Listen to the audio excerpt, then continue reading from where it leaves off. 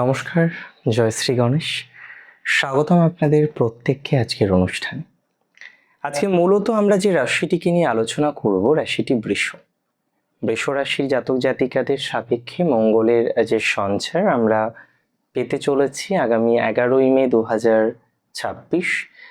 এই সঞ্চারের ফলাফলটা আপনার জীবনচক্রের জন্য ঠিক কেমন সেটি আজকে আমরা জানার চেষ্টা করব, সেটি আজকে আমরা বোঝার চেষ্টা করব।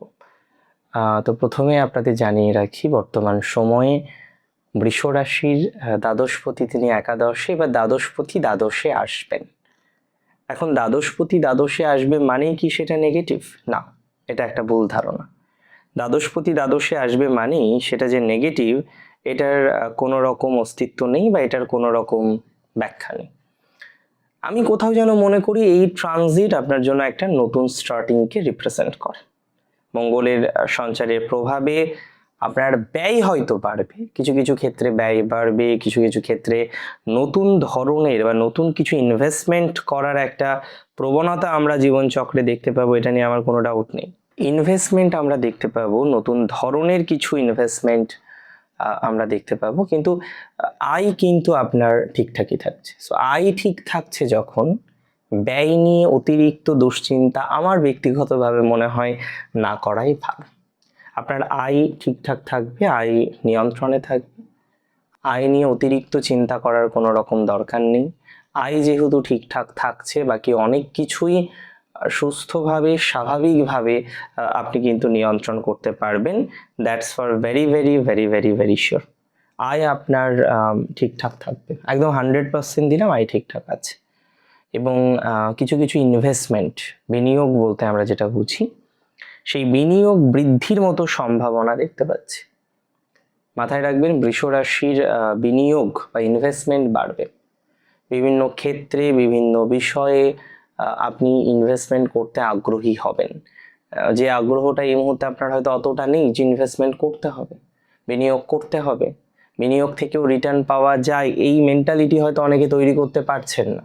যতটা নিজেকে স্টেবল করা যায় স্টেবল করতে পারবেন, এটা দায়িত্ব নিয়ে আমি আপনাদের বলতে পারি, এটা দায়িত্ব নিয়ে উইথ কনফিডেন্স আমি আপনাকে জানাতে পারি। কিছু কিছু সময় দেখবেন খেয়াল করে ম্যানেজ করতে পারছেন, এবার ম্যানেজ করতে পারবেন। এই মে মাসের 11 থেকে জুনের 20, এই টাইমটাই বহু বৃষ রাশি, লিখে রাখুন আমার কথাটা, মনে রাখুন, সেভ করে রাখুন, বহু বৃষ রাশি তারা বিদেশ যাওয়ার অপরচুনিটিস অর্জন করবে। বৃষ রাশির ক্ষেত্রে দেখুন, টাইম যে নেগেটিভ আমি বলবো না, কিন্তু টাইমটা পজিটিভও নয়, এক্সট্রিম নেগেটিভ নয়, সেটা যেমন ঠিক আছে, কিন্তু টাইমটা কিন্তু পজিটিভও নয়। বারবার বিভিন্ন রকম বাধা, বারবার বিভিন্ন রকম বিঘ্ন, এগুলির মধ্যে পড়ছেন আপনি, বারবার বিভিন্ন রকম অশান্তির মধ্যে আপনি পড়ছেন, বারবার বিভিন্ন রকম ঝামেলার মধ্যে পড়ছেন, ক্ষুদ্র ঝামেলা, তুচ্ছ কোনো কিছুই না, কিন্তু সেটা আপনাকে অনেক রকমভাবে নেগেটিভ ভাইবসের মধ্যে রাখছে, সেটা আপনাকে অনেক রকমভাবে যন্ত্রণা দিচ্ছে। একটা কথাই বলবো, আপনার স্ট্রং একটা পজিটিভিটি প্রাপ্তির সম্ভাবনা রয়েছে। এই সংযোগে বিদেশে যারা রয়েছেন, ইভেন অনেকের ভিসা প্রবলেম হয়, অনেকে পিআর পাওয়ার চেষ্টা করেন, সেই পিআর পাওয়ার জন্য চেষ্টা করতে পারেন, আপনার ভালো ফল আসবে।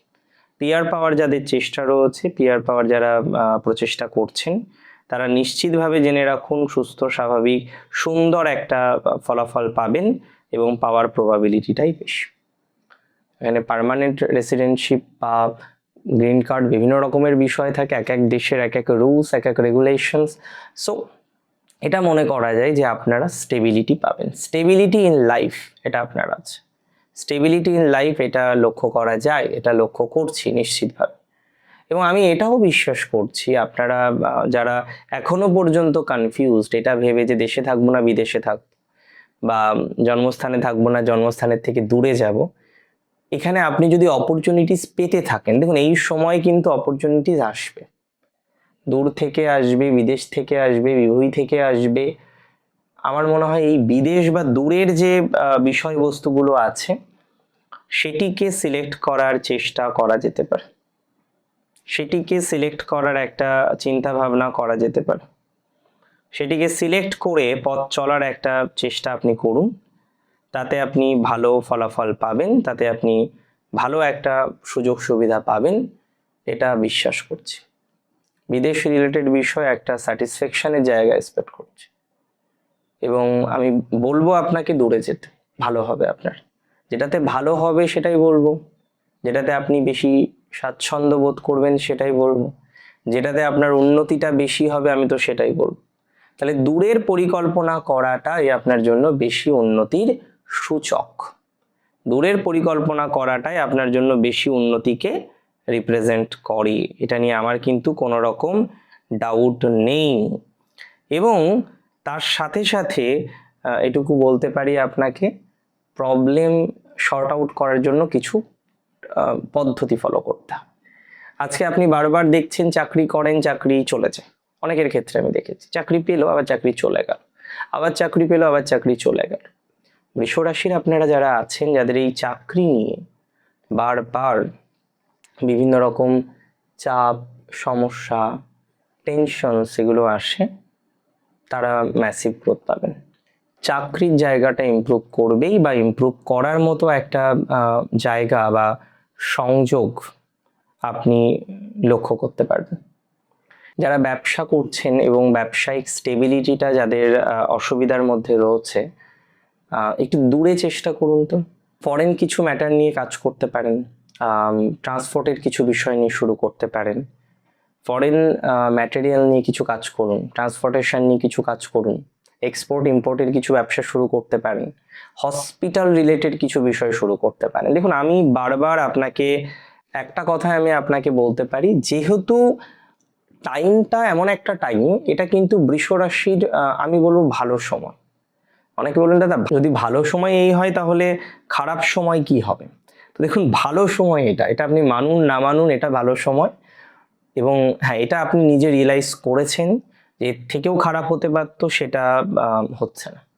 ঈশ্বরের কৃপায় অন্তত সুস্থির আছেন, অন্তত পথ চলতে পারছেন। আমি আপনাকে একটা কথাই বলি, আপনার এই যে পথ চলাটা, হ্যাঁ, এটা অনেকটা স্টেবল হবে। পথ চলার ক্ষেত্রে অনেকটা ডেভেলপমেন্টের জায়গাটা অনেকটা তৈরি হয়ে যাবে, বা তৈরি হওয়ার মতো সম্ভাবনা রয়েছে। পথ চলুন, বিদেশ রিলেটেড কিছু ভাবুন, অপরচুনিটিস আছে আপনার, কাজে লাগান। সুযোগের সৎ ব্যবহার করতে হয়, এবং সৎ ব্যবহার যারা না করে তারা কোনোদিন ভালো জায়গায় যেতে পারে না।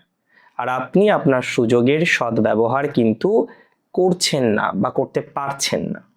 আমার কথা একদম সিম্পল, সুযোগের সৎ ব্যবহার করতে হবে আপনাকে, সুযোগের সৎ ব্যবহার করে আপনাকে পথ চলতে হবে।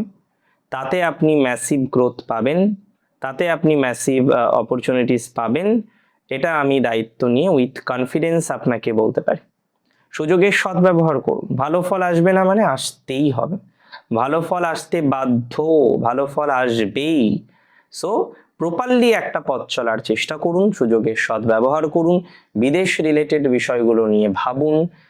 উন্নতি আছে, উন্নতির অবকাশ আছে, এবং আলটিমেটলি নিজেকে সাকসেসফুল করার দিকে আপনারা অনেকটা এগিয়ে যাবেন, এটা আমি অনেকটা বেশি কনফিডেন্সের সাথে আপনাকে বলতে পারি। বাকি যেগুলো বললাম সেগুলো ফলো করুন, ফলো করে পথ চলুন। আশা রাখছি কোনো নেগেটিভিটি হবে না, অন্তত আয় ঠিক থাকছে, আয়ের সোর্স ঠিক থাকছে। নিজেকে একটু সুস্থির করার চেষ্টা করুন, ভালো ফল অবশ্যই আসবে। ভালো থাকুন আপনারা। জয় শ্রী গণেশ।